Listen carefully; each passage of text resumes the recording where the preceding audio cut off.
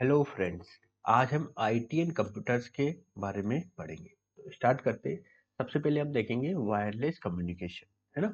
Wireless communication के अंतर्गत NFC, near field communication, है ना। ये क्या है? एक कम दूरी वाली वायरलेस तकनीक है ना, जिसकी मदद से दो डिवाइस, है ना, एक दूसरे से बेहतर नजदीक, है ना, लगभग 4 सेंटीमीटर या उससे कम लाकर डेटा का आदान प्रदान कर सकते हैं, है ना। मतलब काफी करीब में लाकर नियर फील्ड कम्युनिकेशन किया जा सकता है। एनएफसी का उपयोग कहाँ कहाँ होता है? कॉन्टेक्टलेस पेमेंट जैसे गूगल पे, एप्पल पे, सैमसंग पे। बस फोन को मशीन के पास लाओ और पेमेंट हो जाता है ना। डेटा ट्रांसफर में इसका प्रयोग होता है। दो स्मार्टफोन को पास लाकर फाइल, फोटो, लिंक शेयर करना। सिक्योर एक्सेस और पहचान पत्र में इसका प्रयोग होता है। ऑफिस कार्ड, मेट्रो कार्ड में इसका प्रयोग होता है। होटल के डिजिटल रूम की कार्ड में इसका प्रयोग होता है। स्मार्ट विज्ञापन और प्रोडक्ट टैग में इसका प्रयोग होता है। किसी पोस्टर या प्रोडक्ट पर फोन टैप करके तुरंत जानकारी पाना। डिवाइस पेयरिंग, एनएफसी की मदद से ब्लूटूथ स्पीकर, हेडफोन या प्रिंटर को फटाफट कनेक्ट किया जा सकता है। अब वायरलेस कम्युनिकेशन में एक और महत्वपूर्ण डिवाइस आती है, ब्लूटूथ, है ना।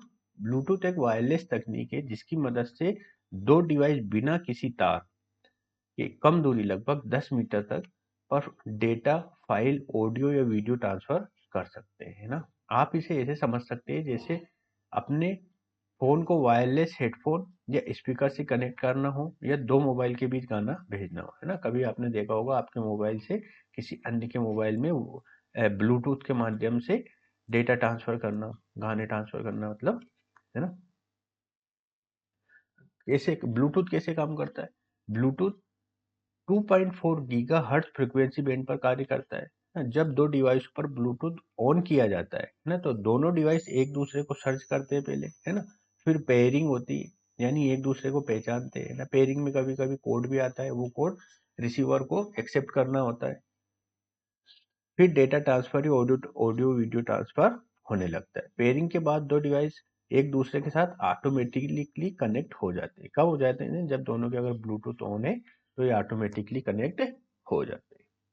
ब्लूटूथ के फायदे क्या क्या है? वायरलेस कनेक्शन है सबसे पहला। बिजली की कम खपत होती है। एक साथ कई डिवाइस कनेक्ट करने की सुविधा हो जाती है और इस्तेमाल में आसान होता है। नुकसान देखें तो सीमित दूरी होती है, लगभग 10 मीटर के लगभग की दूरी, है ना। फाइल ट्रांसफर की स्पीड वाईफाई से कम होती है ना, धीरे धीरे ट्रांसफर होता है। कभी कभी कनेक्शन में दिक्कत आती है, क्योंकि जो दूसरा वायरलेस डिवाइस है वो अगर दूरी कम दूर ज्यादा दूरी हो रही है तो उससे दिक्कत हो सकती है। अब आता है हमारा नेक्स्ट, वाईफाई, है ना, वायरलेस फिडेलिटी। एक वायरलेस नेटवर्क तकनीक है जिसकी मदद से हम बिना किसी तार के इंटरनेट या नेटवर्क से जुड़ सकते हैं। साधारण भाषा में कहे तो वाईफाई वो तकनीक है जो हमें मोबाइल, लैपटॉप, स्मार्ट टीवी या किसी भी डिवाइस में इंटरनेट चलाने की सुविधा देती है ना, बिना किसी तार के। वाईफाई कैसे कार्य करता है? वाईफाई में एक राउटर की मदद से काम करता है ना। एक राउटर होता है। इंटरनेट कनेक्शन पहले ब्रॉडबैंड लाइन, है ना, जिसे फाइबर या डीएसएल होता है, से राउटर तक आता है ना। फिर राउटर 2.4 गीगाहर्ट्ज या 5 गीगाहर्ट्ज की रेडियो वेव्स के जरिए उस इंटरनेट के आसपास के डिवाइस जैसे मोबाइल, लैपटॉप आदि तक पहुंचता है। डिवाइस राउटर के नेटवर्क नाम है, जिसे हम एसएसआईडी बोलते हैं, को खोजकर पासवर्ड डालकर उससे जुड़ सकते हैं ना। पासवर्ड रहता है, किसी किसी कहीं कहीं पे ओपन वाईफाई भी होता है तो वहां पे हमको पासवर्ड डालने की जरूरत नहीं होती है ना। वाईफाई के फायदे क्या क्या है? वाईफाई के फायदे देखें तो तेज इंटरनेट स्पीड मिलती है। बिना तार के कई डिवाइस कनेक्ट हो सकते हैं। घर, ऑफिस, होटल, हर जगह ये उपलब्ध हो सकता है। वीडियो कॉल, ऑनलाइन गेमिंग और स्ट्रीमिंग के लिए बहुत महत्वपूर्ण होता है। वाईफाई के अगर नुकसान को देखें तो दूरी बढ़ने पर सिग्नल कमजोर हो जाता है। पासवर्ड सुरक्षित रखना पड़ता है। सार्वजनिक वाईफाई पर हैकिंग का खतरा होता है। नेक्स्ट आता है लाईफाई, है ना। लाईफाई आपने कम सुना होगा, लाइट फिडेलिटी। एक वायरलेस कम्युनिकेशन तकनीक है जो रोशनी की मदद से डेटा ट्रांसफर करता है ना। लाइट से डेटा को ट्रांसफर करता है। यानी जिस जगह वाईफाई रेडियो वेव से इंटरनेट देता है, वैसे ही जिस तरह वाईफाई रेडियो वेव से इंटरनेट देता है, वैसे ही लाईफाई बल्ब की रोशनी या सामान्य रोशनी लाइट्स के जरिए डेटा भेजने और रिसीव करने में काम करता है ना। मतलब कह सकते हैं जहां लाइट है वहां इंटरनेट है, क्योंकि लाईफाई का यही कॉन्सेप्ट है। लाईफाई कैसे काम करता है? एक एलईडी बल्ब होता है जो बहुत तेजी से ऑन ऑफ होता है ना। ये ऑन ऑफ सिग्नल को बाइनरी डेटा जिसे 0 और 1 में बदल देता है। एक फोटो डिटेक्टर उस रोशनी को पकड़कर डेटा को डिवाइस तक पहुंचाता है। फिर वो डेटा आपके मोबाइल, लैपटॉप या कंप्यूटर तक पहुंचता है। ठीक है? एक विशेष बात अब यहाँ पे ध्यान रखने की है कि लाईफाई सिर्फ लाइन ऑफ साइट, जहां लाइट पहुंचती है वहीं काम करता है ना। दीवार, पर्दे, किसी अवरोध पर सिग्नल कट जाता है, जबकि वाईफाई आसपास के सभी क्षेत्रों में कार्य करता है। वाईफाई के फायदे देखें तो वाईफाई से 100 गुना अधिक स्पीड होती है इसमें, बिना रेडियो वेव के, मतलब सेहत के लिए सुरक्षित। बिजली बचत होती है क्योंकि एलईडी लाइट से ही काम होता है। डेटा चोरी की संभावना कम, सिर्फ कमरे में ही सिग्नल, मतलब जहां जहां लाइट है वहीं पे। एयरलाइन, हॉस्पिटल, डिफेंस जैसी जगहों पर उपयोगी जहां रेडियो वेव का उपयोग नहीं किया जा सकता है। अगर नुकसान देखें लाइफ फाई के, तो लाइट बंद होते ही इंटरनेट भी बंद, मतलब लाइट से कनेक्ट रहता है ना, क्योंकि लाइट फाई अगर लाइट नहीं आएगी तो ये बंद हो जाएगा। दीवार, पर्दा या अवरोध में सिग्नल नहीं आता है, और यह अभी प्रयोग के स्तर पर है, व्यापक स्तर पर इसका प्रयोग नहीं हुआ है। नेक्स्ट आता है वाइट फाई, है ना। वाइट फाई एक वायरलेस इंटरनेट टेक्निक है जो टीवी ब्रॉडकास्ट से बचे हुए स्पेक्ट्रम या व्हाइट स्पेस का इस्तेमाल करके इंटरनेट कनेक्शन देती है। यानी जहां टीवी सिग्नल की फ्रीक्वेंसी का इस्तेमाल नहीं हो रहा है, वहां उसी फ्रीक्वेंसी बैंड का उपयोग करके इंटरनेट सेवा दी जाती है। इसे कभी कभी सुपर वाईफाई भी कहा जाता है, क्योंकि इसकी रेंज बहुत ज्यादा होती है और कम पावर में बेहतर सिग्नल देता है। वाइट फाई कैसे कार्य करता है? टेलीविजन चैनल्स के लिए कुछ फ्रीक्वेंसी स्पेक्ट्रम रिजर्व होते हैं। इनमें कई फ्रीक्वेंसी जगह जगह खाली व्हाइट स्पेस रह जाते हैं। वाइट फाई डिवाइस खाली स्पेक्ट्रम का पता लगाकर वहां डेटा ट्रांसमिशन शुरू कर देती है। इससे कम भीड़भाड़ वाली और लंबी दूरी तक पहुंचने वाली इंटरनेट सेवा मिलती है। वाइट फाई के अगर फायदों को देखें तो लंबी दूरी तक इंटरनेट पहुंचाना संभव होता है इसके माध्यम से। कम लागत में भी सेवा दी जा सकती है। भीड़ भाड़ वाले नेटवर्क से बचकर साफ सिग्नल प्राप्त किया जा सकता है। दूर दराज ग्रामीण इलाकों में इंटरनेट कनेक्टिविटी का बेहतरीन विकल्प होता है। वाइट फाई के अगर नुकसान देखें तो हर देश में टीवी स्पेक्ट्रम का नियम अलग अलग, जिससे सेटअप में दिक्कत आती है ना। इसकी स्पीड देखें तो वाईफाई और लाईफाई जितनी तेज नहीं होती है। ज्यादा बड़ा सिस्टम और सरकारी अनुमति इसमें जरूरी होती है। ठीक है। भारत में वाईफाई की शुरुआत माइक्रोसॉफ्ट इंडिया ने 2015 में टेस्टिंग तकनीक का टेस्टिंग प्रोजेक्ट भारत के आंध्र प्रदेश के कुछ गांवों में चलाया था, ताकि कम लागत पर गांव में इंटरनेट पहुंचाया जा सके, है ना। इसके बाद इसकी कोई प्रगति हमें नहीं दिखाई दी। अब आता है हमारा प्रोजेक्ट लून, है ना। प्रोजेक्ट लून खास प्रोजेक्ट था जिसे गूगल की कंपनी अल्फाबेट इंश्योरेंस ने शुरू किया था। इसका मकसद था दुनिया के दूर दराज, ग्रामीण और आपदाग्रस्त इलाकों में इंटरनेट पहुंचा। इसके लिए बड़े बड़े हीलियम गैस से भरे गुब्बारों को आसमान में बहुत ऊंचाई तक भेजा जाता था। ये गुब्बारे आसमान में तैरते रहते और जमीन पर मौजूद लोगों को इंटरनेट कनेक्शन देते थे। मतलब जहां केबल ना पहुंचती, ना टावर नहीं पहुंचती, वहां पे इंटरनेट। ये एक परिकल्पना की गई थी प्रोजेक्ट लून के लिए। प्रोजेक्ट लून कैसे काम करता था, मतलब प्रोजेक्ट लून बहुत ऊंचाई पर हीलियम गैस वाले खास गुब्बारे छोड़े जाते थे। हर गुब्बारे में एक छोटा सा वाईफाई राउटर और सोलर पैनल लगा दिया जाता था। गुब्बारा अपने पास के टावर या सैटेलाइट से इंटरनेट सिग्नल लेकर नीचे मौजूद लोगों के फोन और डिवाइस तक पहुंचता था। यह सिग्नल 20 से 30 किलोमीटर क्षेत्र में फैलता था। गुब्बारे आपस में भी इंटरनेट सिग्नल शेयर कर सकते थे, जिससे नेटवर्क का दायरा बढ़ता। इसके फायदे: दूर दराज इलाकों में इंटरनेट की पहुंच, आपदा के समय नेटवर्क बहाल करना, केबल टावर बिछाने की जरूरत नहीं, पर्यावरण के लिए सुरक्षित तकनीक। नुकसान क्या है? खराब मौसम में गुब्बारों का बहाव, गुब्बारों का सीमित जीवन काल, महंगा प्रोजेक्ट, हर देश में नियम और अनुमति की इसमें जरूरत होती है। इसका भविष्य देखें तो 2021 में अल्फाबेट ने प्रोजेक्ट लून को बंद कर दिया है, क्योंकि इसकी लागत बहुत ज्यादा थी। तकनीक की जगह सैटेलाइट इंटरनेट और 5G आ गए है ना, लेटेस्ट तकनीक आ गई है। और इलोन मस्क का स्टारलिंक प्रोजेक्ट जैसे ने मतलब इसकी वो नहीं कर पाए, ये टक्कर नहीं दे पाए। कमर्शियल स्केल पर चलना मुश्किल था, लेकिन प्रोजेक्ट लून ने दुनिया को ये दिखा दिया कि इंटरनेट बिना केबल या टावर के भी पहुंचाया जा सकता है। अब आता है हमारा वाईमैक्स, है ना, world wide interoperability for microwave access. ये एक वायरलेस ब्रॉडबैंड तकनीक है जो लंबी दूरी लगभग 10 से 50 किलोमीटर तक हाई स्पीड इंटरनेट कनेक्शन देने के लिए बनी थी। साधारण भाषा में कहे तो वाईफाई जैसा ही है, लेकिन इसकी रेंज और स्पीड वाईफाई से कहीं ज्यादा। कैसे कार्य करता है वाईमैक्स? एक वाईमैक्स बेस स्टेशन होता है जो इंटरनेट सिग्नल को माइक्रोवेव रेडियो वेव्स के जरिए आसपास के एरिया में भेजता है ना। यूजर के घर, ऑफिस या मोबाइल में wifi CPE customer premises equipment या डिवाइस लगी होती है जो सिग्नल पकड़कर इंटरनेट देती है। एक बेस स्टेशन करीब 50 किलोमीटर तक इंटरनेट कवरेज दे सकता है। वाईमैक्स के फायदे अगर देखें तो वाईफाई से कई गुना ज्यादा दूरी तक सिग्नल देता है, बिना तार बिछाए इंटरनेट सुविधा, ग्रामीण इलाकों और पूरे शहर में इंटरनेट देने के लिए अच्छा है।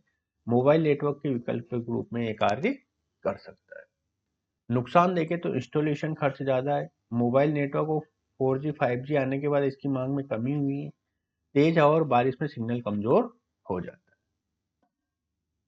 वाईमैक्स का उपयोग कहाँ होता है? ग्रामीण और पहाड़ी इलाकों में इंटरनेट पहुंचाने के लिए, शहरों में वायरलेस ब्रॉडबैंड सेवा देने के लिए, आपदा के समय इमरजेंसी कम्युनिकेशन के लिए इसका प्रयोग होता है। स्टेडियम, बड़े फार्म हाउस और रिमोट लोकेशन में इसका प्रयोग होता है। नेक्स्ट आता है क्लाउड कंप्यूटिंग, है ना। कंप्यूटिंग क्या है? इंटरनेट के जरिए सर्वर, डेटा स्टोरेज, सॉफ्टवेयर और नेटवर्किंग सर्विस का इस्तेमाल करना, है ना। आप डेटा अपने कंप्यूटर पे सेव करने के बजाय गूगल ड्राइव, ड्रॉप बॉक्स, आई क्लाउड जैसी सर्विस में ऑनलाइन सेव कर सकते हैं, या फिर इंटरनेट से सॉफ्टवेयर और एप्लीकेशन चला सकते हैं। जैसे जीमेल पे आपने स्टोरेज देखा होगा, गूगल डॉक्स, यूट्यूब पे आप आपके वीडियो सेव कर सकते हैं, गूगल फोटोज में आपके फोटो सेव रहते हैं, आप कहीं से भी उनको एक्सेस कर सकते हैं। नेक्स्ट आता है सुपर कंप्यूटर। सुपर कंप्यूटर दुनिया के सबसे तेज और ताकतवर कंप्यूटर होते हैं। ये बहुत जटिल गणनाएं और वैज्ञानिक रिसर्च, मौसम की भविष्यवाणी, स्पेस रिसर्च, परमाणु परीक्षण जैसी बड़ी प्रोसेसिंग के लिए बनाए जाते हैं। जैसे भारत का अगर आप सुपर कंप्यूटर देखेंगे तो परम सीरीज, अमेरिका का फ्रंटियर, है ना।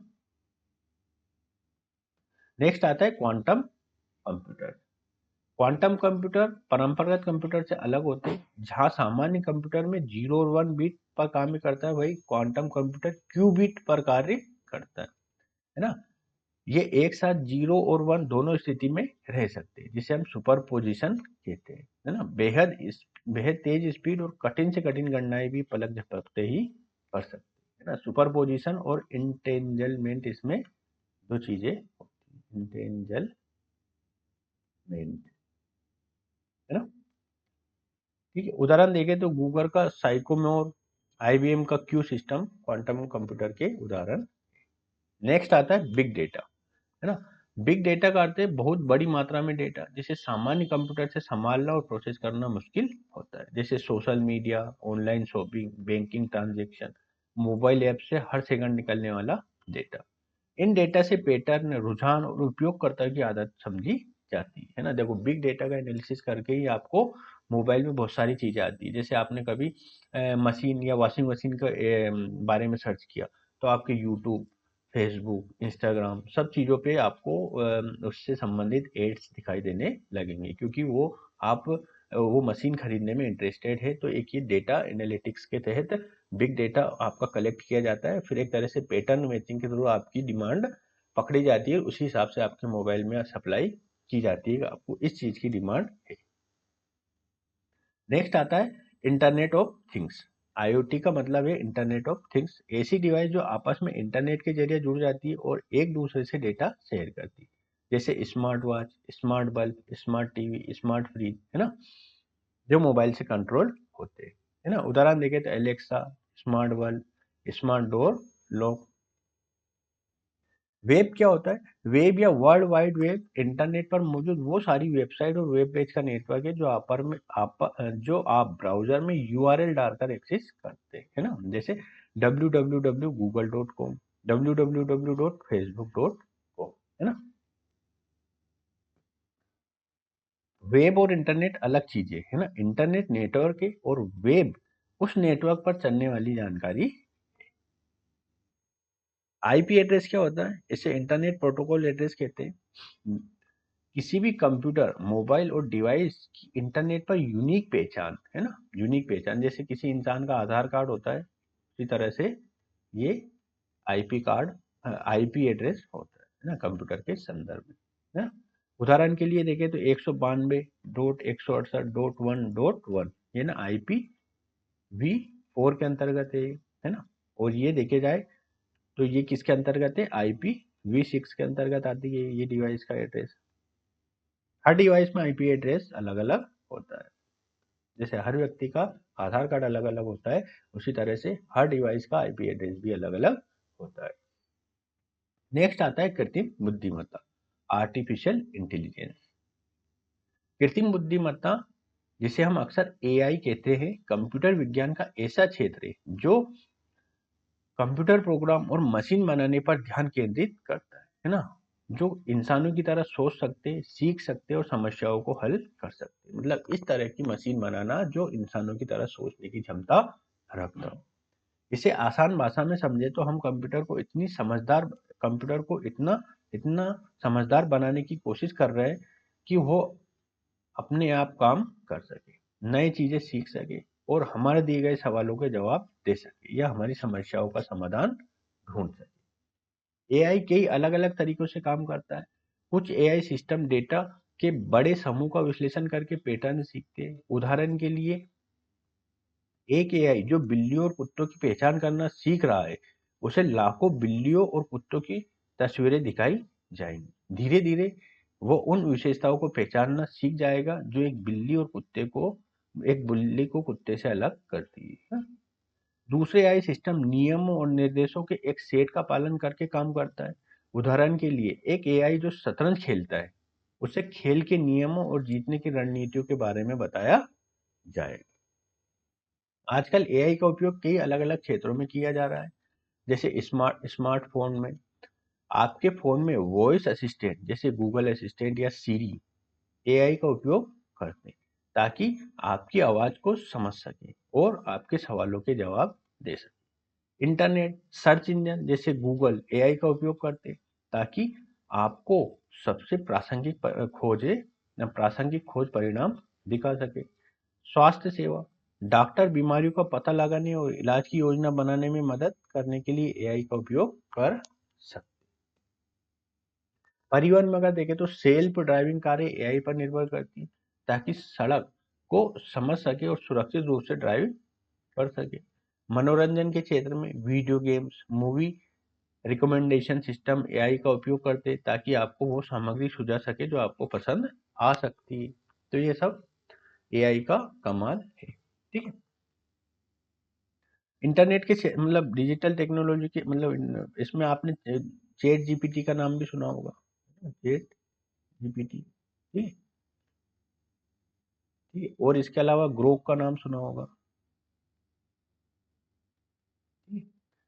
और डीप सीक का नाम सुना होगा, है ना, ठीक है।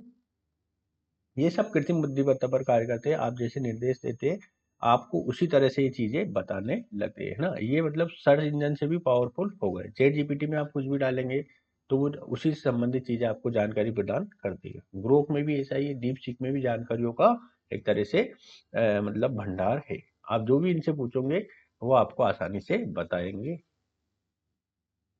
एआई टूल्स इसको हम कहते हैं। डिजिटल इंडिया, अब आता है हमारा next topic, digital India. Digital India जिसे कृत्रिम बुद्धिमत्ता की तरह डिजिटल इंडिया भी एक बहुत बड़ा और महत्वपूर्ण पहल है, जिसे भारत सरकार ने देश में डिजिटल रूप से सशक्त समाज और ज्ञान अर्थव्यवस्था में बदलने के लिए शुरू किया है। इसे 1 जुलाई 2015 को प्रधानमंत्री नरेंद्र मोदी द्वारा लॉन्च किया गया था। डिजिटल इंडिया के मुख्य विजन को देखें तो डिजिटल इंडिया का मुख्य लक्ष्य भारत में एक ऐसे भविष्य के लिए तैयार करना है जहां प्रौद्योगिकी लोगों के जीवन को बेहतर बनाए, सरकार और नागरिकों के बीच संपर्क को आसान बनाए और देश की अर्थव्यवस्था को नई ऊंचाइयां दे। इसके 3 पहलू है। कौन कौन से? पहला है डिजिटल आधारभूत संरचना, डिजिटल इंफ्रास्ट्रक्चर को हर नागरिक के लिए एक उपयोगिता के रूप में उपलब्ध कराना। इसका मतलब है कि देश के हर कोने में high speed internet, mobile connectivity पहुंचाना। सरकार का लक्ष्य है कि ब्रॉडबैंड हाईवे बनाए जाए, मोबाइल कनेक्टिविटी को सार्वभौमिक बनाया जाए, पब्लिक इंटरनेट एक्सेस प्रोग्राम के तहत कॉमन सर्विस सेंटर CSC और पोस्ट ऑफिस को मल्टी सर्विस हब के रूप में विकसित किया जाए। सुरक्षित साइबर स्पेस भी इसी का एक महत्वपूर्ण हिस्सा है। मांग पर शासन और सेवाएं, है ना? इसका अर्थ है कि सरकारी सेवाओं को ऑनलाइन और मोबाइल प्लेटफॉर्म के माध्यम से आसानी से और कुशलता से नागरिकों तक पहुंचाना। इसमें सरकारी प्रक्रियाओं को सरल बनाना, उन्हें अधिक पारदर्शी बनाना और इलेक्ट्रॉनिक रूप से सेवाओं की डिलीवरी को अनिवार्य करना शामिल है। ई गवर्नेंस के माध्यम से प्रौद्योगिकी का उपयोग करके सरकार को अधिक प्रभावी और जवाबदेह बनाना इसका उद्देश्य है। नागरिकों का डिजिटल सशक्तिकरण, इसका मतलब है कि सभी नागरिकों को डिजिटल रूप से साक्षर बनाना और उन्हें डिजिटल उपकरणों और सेवाओं का उपयोग करने के लिए आवश्यक कौशल प्रदान करना है। इसमें डिजिटल लॉकर जैसी सुविधाएं शामिल है, जहां नागरिक अपने महत्वपूर्ण दस्तावेजों को सुरक्षित रूप से स्टोर और साझा कर सकते हैं। साथ ही स्थानीय भाषाओं में डिजिटल सामग्री और सेवाओं की उपलब्धता पर भी जोर दिया जा रहा है। अब डिजिटल इंडिया के 9 स्तंभ है, 9 पिलर्स ऑफ डिजिटल इंडिया, है ना? कौन कौन से? पहला है ब्रॉडबैंड हाईवे, पूरे देश में ब्रॉडबैंड कनेक्टिविटी का विस्तार करना। मोबाइल कनेक्टिविटी के लिए सार्वभौमिक पहुंच, है ना, सभी गांवों तक मोबाइल नेटवर्क पहुंचाना। पब्लिक इंटरफेस एक्सेस प्रोग्राम, है ना, कॉमन सर्विस सेंटर और पोस्ट ऑफिस को डिजिटल सेवा के रूप में स्थापित करना।